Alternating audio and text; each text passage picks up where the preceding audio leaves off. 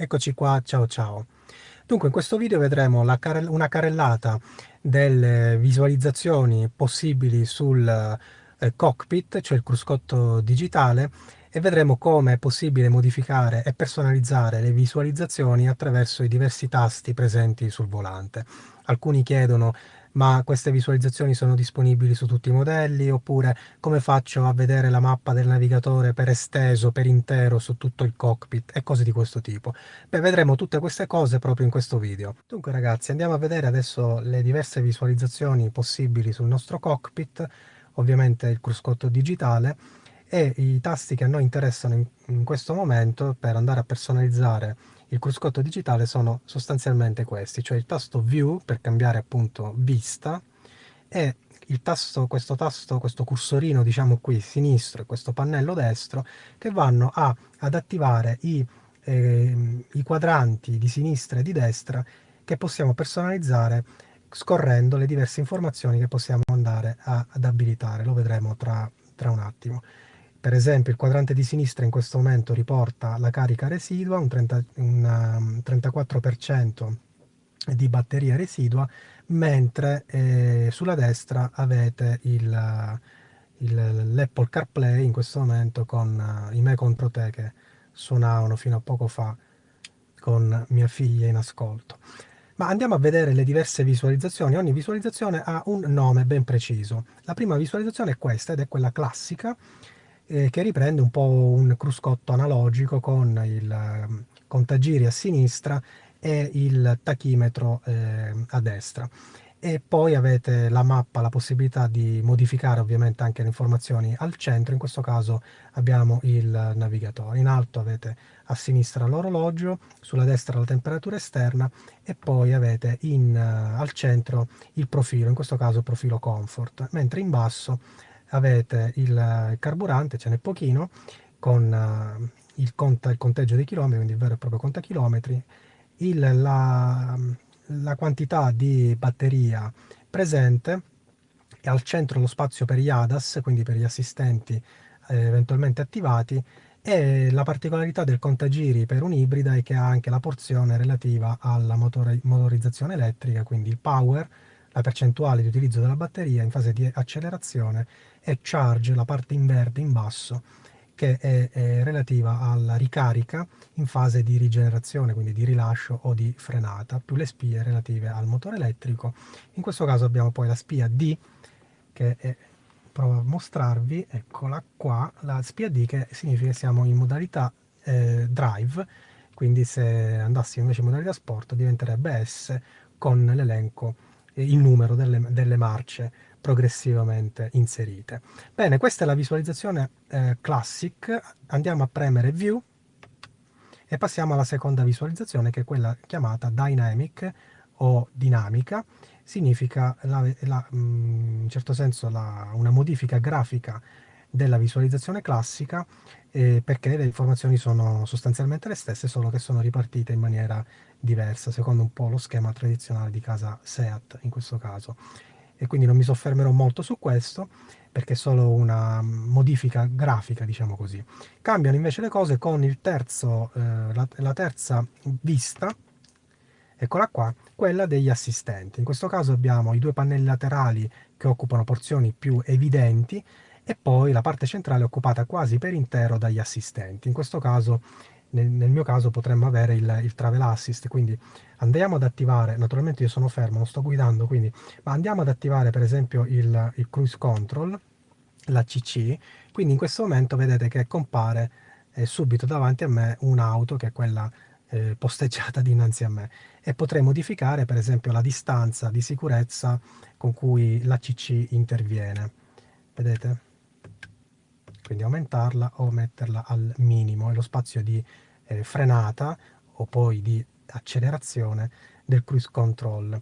E poi il travel assist attivato in questo caso, che andrebbe a riconoscere anche la corsia con le strisce, quindi non soltanto un lane assist, ma proprio andrebbe anche a muovere lo sterzo ma questo significa ovviamente che io devo sempre avere le mani sul volante. Bene, questa è la modalità comunque degli assistenti, molto utile quando siamo per esempio in autostrada e vogliamo tenere la situazione sotto controllo, ma abbiamo impostato tutti gli assistenti, cioè il cruise control, il travel assist, eccetera, l'auto praticamente va quasi da sola e allora è importante capire un po' chi c'è davanti, cosa succede nella corsia accanto, che viene visualizzata pure, in questo caso ovviamente non viene visualizzata perché non c'è quel tipo di strada.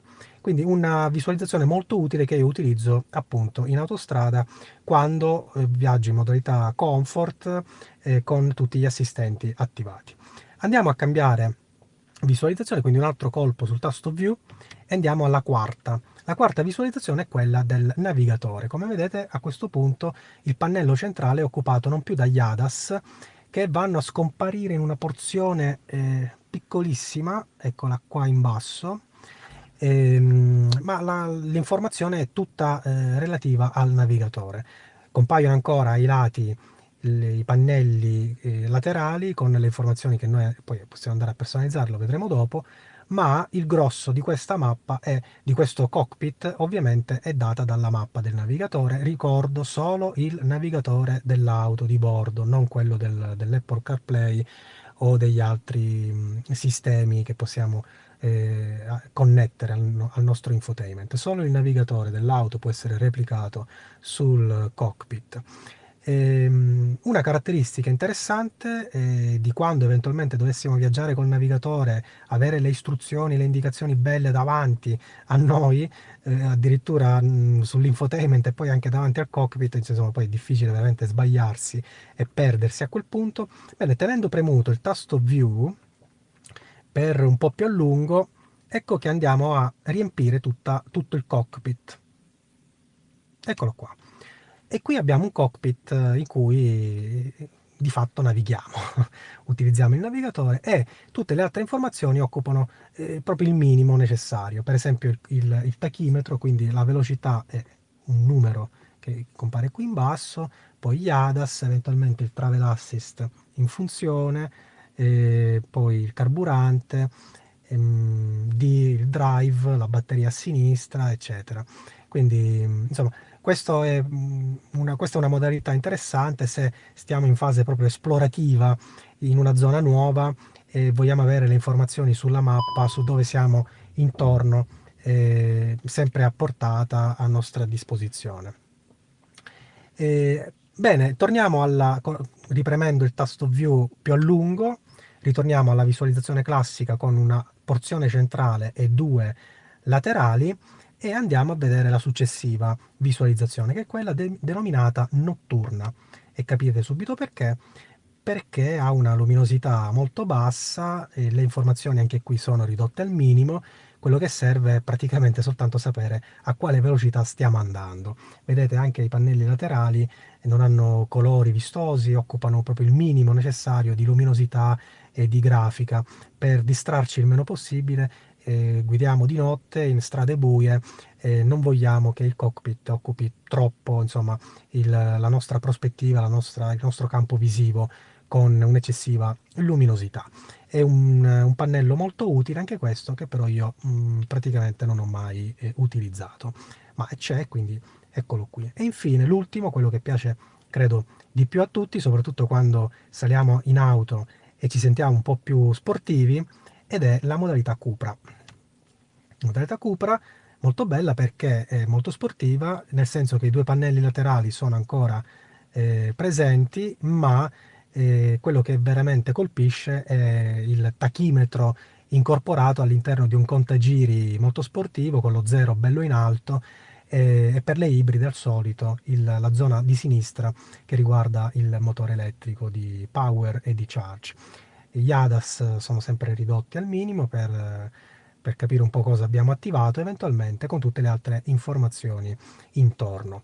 Bene, queste sono le 6 visualizzazioni che abbiamo visto, quindi Classic, Dynamic, assistenti, navigazione notturna e quest'ultima Cupra.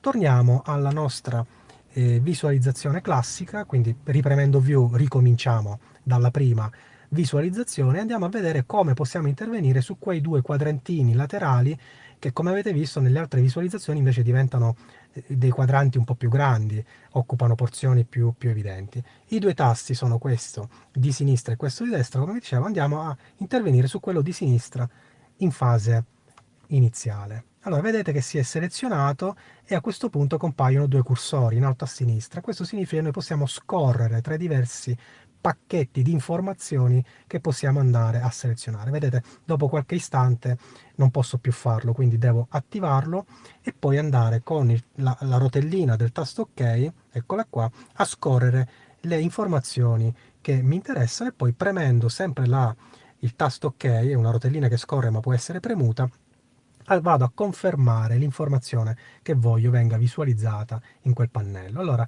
per me è importante avere subito l'autonomia della batteria, ma andiamo a scorrere, come vi ho spiegato, e quindi abbiamo X significa non mi visualizzare proprio nulla, oppure le autonomie in termini di chilometri, di benzina e di elettrico, il consumo, che naturalmente in questo caso non abbiamo, il consumo dalla partenza, i vari tipi di consumo, le barre che in un certo senso rappresentano ancora l'autonomia dell'elettrico e del carburante, le temperature di esercizio, ricordo che sono parcheggiato, fermo, quindi molti di questi valori non sono attivi, ma insomma qui serve a capire cosa possiamo visualizzare, quindi temperatura dell'acqua e dell'olio e dei freni, e un attimo che ho disattivato il pannello di sinistra, e poi abbiamo la distanza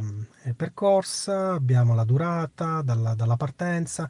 In alcuni pannelli come questo vedete che spunta un'icona sulla sinistra.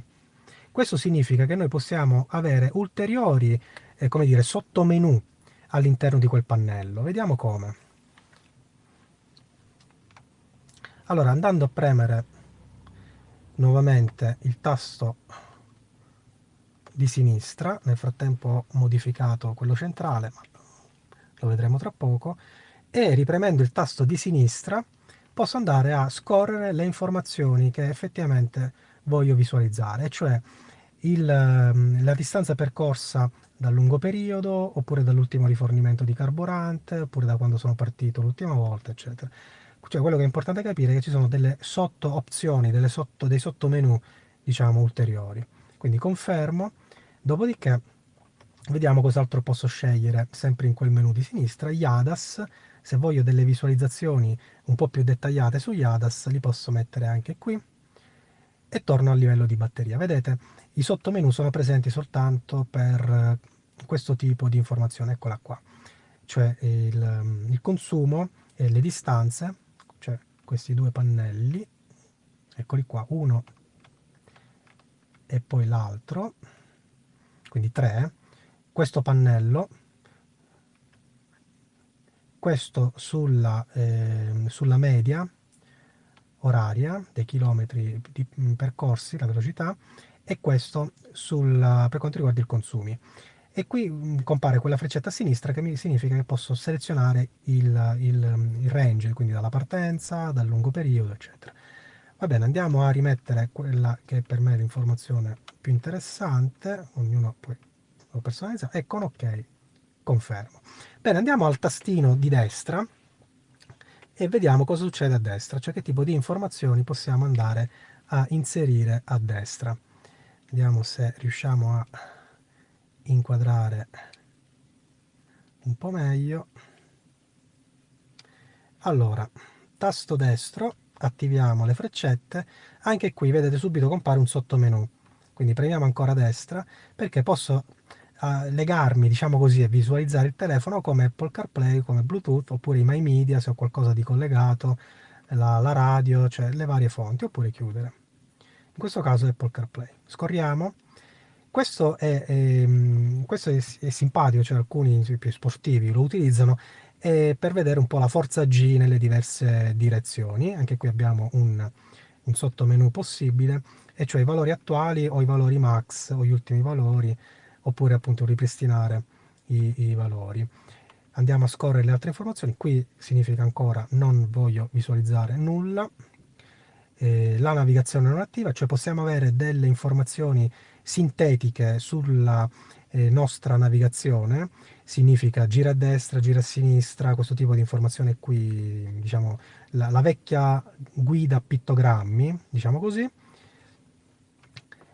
Dopodiché abbiamo la bussola, anche qui con un sottomenu, e cioè in base eh, al luogo in cui io mi trovo.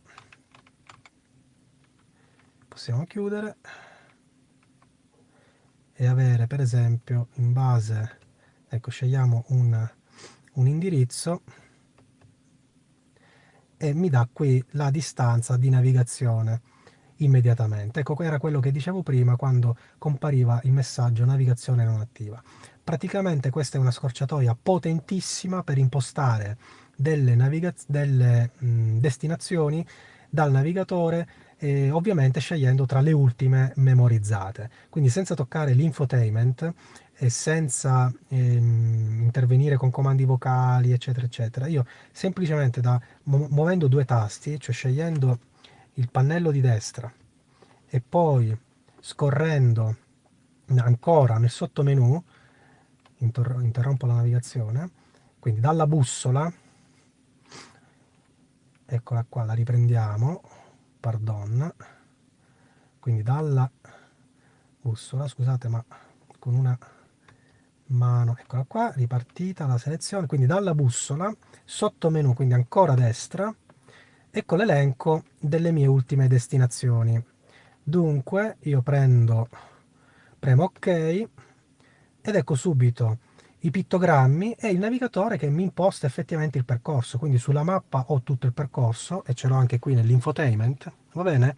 E qui invece ho i pittogrammi alla vecchia maniera con le indicazioni passo passo, quindi vai dritto per 150 metri, la svolta a destra fra 200 metri e cose di questo tipo.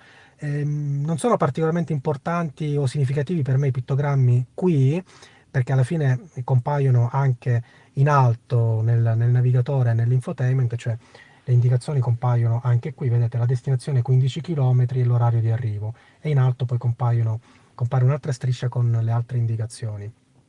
Ma è interessante questa cosa qui di avere i pittogrammi, non tanto per averli qui, ma perché da qui con due tastini, praticamente con due pressioni, tre pressioni diciamo, eh, imposto la destinazione nel navigatore tra quelle che io utilizzo magari più di frequente, cioè nei posti in cui vado più spesso, semplicemente premendo due volte il pannello di destra e poi dando un colpo di ok, ho già la navigazione impostata, quindi è una bella scorciatoia che non molti sanno. Noi interrompiamo addirittura la navigazione da qui sempre con due colpi di tasto. E, e poi andiamo a scorrere con l'ultimo pannello che è l'Apple CarPlay, che non è la riproduzione dei media, va bene? Questo è Apple CarPlay, ma è la riproduzione dei media, ecco perché poi dal sottomenu posso scegliere le varie fonti per la mia musica.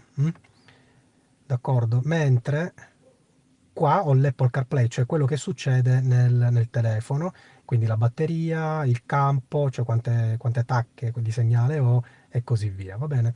Allora, torniamo sulla destra e impostiamo i miei predefiniti ed eccoli qua, quindi do ok. Bene, come avete visto, involontariamente è cambiata ogni tanto l'informazione anche nel pannello centrale. Bene, in questo caso, quando non è attivo nessun pannello laterale, semplicemente scorrendo sulla rotellina dell'ok, questa qui, vado a modificare le informazioni da visualizzare nella parte centrale, dove c'è il navigatore. Quindi se io adesso scorro, ecco che compare, per esempio, compare la segnaletica stradale, oppure i dati relativi ai dati di marcia, oppure una serie di ulteriori opzioni che posso attivare tenendo premuto il tasto OK, cioè l'elenco delle configurazioni. Si deve tenere premuto fino a quando si riempie tutta la barra ed ecco qui che posso selezionare per esempio la vista oppure andare a un menu service. Se seleziono la vista posso selezionare ovviamente le varie funzioni, le varie visualizzazioni che abbiamo visto prima, e vedete anche qui sono confermati i nomi: classico, dynamic, assistenti, navigazione, night, quella notturna, e Cupra. Cosa significa? Significa che se io non ne utilizzo alcune di queste, insomma non mi servono, le posso anche spegnere, disattivare, quindi non avrò più quelle visualizzazioni che compaiono nella mia gallery, diciamo così. Allora, si è chiuso il menu delle configurazioni, lo dobbiamo tenere premuto a lungo, si riempie la barra ed eccolo qua. Quindi selezionando la vista noi possiamo attivare o disattivare alcune di queste di questi cockpit, diciamo così. Alcuni si possono disattivare, altri no. Quello degli assistenti no, e nemmeno quello classico. Andiamo indietro e andiamo al menu service. Il menu service ci permette di andare a modificare alcune cose, per esempio l'orologio, a vedere eventualmente le informazioni audio oppure no, a resettare il cambio di olio. Queste sono cose che ovviamente, a resettare l'ispezione, il service, eccetera, sono cose ovviamente dovrebbe fare l'officina. E non è il menu service, diciamo così, di aggiornamento. A quel menu service noi ci andiamo tenendo premuto per 5 secondi il tasto principale dell'infotainment, ed eccolo qui, modalità service. Quindi non è il menu service, va bene, del cockpit, è la modalità service in cui possiamo aggiornare il software, gli aggiornamenti del software, non come dire, quelle delle versioni di base che noi già abbiamo. Gli aggiornamenti che facciamo noi sono aggiornamenti che aggiungono delle piccole modifiche alla nostra versione, ma la nostra versione non viene a essere modificata, mentre qui interveniamo proprio con un aggiornamento sul software vero e proprio. Per vedere le varie versioni, per esempio, del software oppure delle skin, eccetera, eccetera, qui abbiamo tutti i dettagli delle nostre informazioni. Va bene, questo è un altro aspetto. Voglio dire, da non confondere con il menu service che abbiamo visto qui nella zona centrale. Io ripeto il navigatore. Se dovessi tenere premuto view a lungo, cosa succede qui? Non estendo il navigatore a tutto lo schermo come avviene nel menu, nel cockpit della navigazione, ma avete visto le freccette digitali, le lancette digitali hanno assunto un altro vista, nel senso che sono scomparsi i pannelli informativi, quelli che io posso andare a personalizzare. Non mi interessa sapere che musica viene riprodotta e quant'è la batteria, voglio avere le lancette, cioè voglio avere un menu, una visualizzazione che sia il più possibile simile a quella analogica tradizionale. Quindi tengo premuto view ed ecco le lancette piene, va bene, per una vista un po' più tradizionale. Riprendiamo, vediamo cosa accade negli altri menu. Quindi questa è la visione classica. Andiamo a cambiare e andiamo alla dynamic, teniamo premuto view anche qui e vedete che qui abbiamo il menu a tutto schermo, però con le informazioni di base che rimangono. Quindi abbiamo il contagiri e il tachimetro belli in vista, cioè tenendo premuto view vanno a scomparire i pannelli informativi aggiuntivi, quelli laterali, diciamo così. Ripremiamo view, andiamo all'altra visualizzazione, quella degli assistenti, e anche qui, se non vogliamo distrazioni, gli assistenti a tutto schermo. Li riportiamo, cambio di visualizzazione, questo abbiamo già visto. Nella navigazione abbiamo la navigazione a tutto schermo, molto utile in questo caso. Forse è il cockpit in cui avere il pannello centrale presente a tutto schermo a discapito di quelli laterali è la cosa più interessante e più utile. Va bene, poi andiamo alla notturna. Nella notturna, se proprio non vogliamo avere nulla, ma vogliamo sapere solo a quale velocità stiamo andando, e abbiamo anche qui una pressione prolungata di view che fa scomparire tutto. Questo è il display più minimalista che si può avere sulla Cupra Formentor. E poi infine Cupra vero e proprio, anche qui via tutto e avere soltanto il nostro bel visualizzatore di contagiri e tachimetro per divertirci un po' con la nostra Cupra Formentor. Bene, riportiamo il tutto alla mia visione tradizionale. Bene, mi pare che abbiamo visto tutto quello che c'era da vedere sul cockpit digitale della Cupra Formentor. È molto bello, molte viste, molte personalizzazioni, insomma, si può giocare un pochino anche con questo aspetto. E spero di aver chiarito un po' come funziona il tutto, soprattutto magari a chi non ha ancora l'auto tra le proprie mani, per avere delle informazioni aggiuntive, o di aver aperto nuovi orizzonti a chi magari ha già l'auto ma non sapeva che c'erano insomma queste personalizzazioni o alcune di queste cose non le aveva ancora scoperte, perché poi il bello è anche questo, esplorare un po' e scoprire cose nuove nella propria auto anche a distanza di mesi. Va bene, se questo video vi è piaciuto e lo avete trovato utile, magari iscrivetevi al canale, c'è tanta bella roba sempre qui in giro per noi e per voi. Alla prossima, ciao ciao!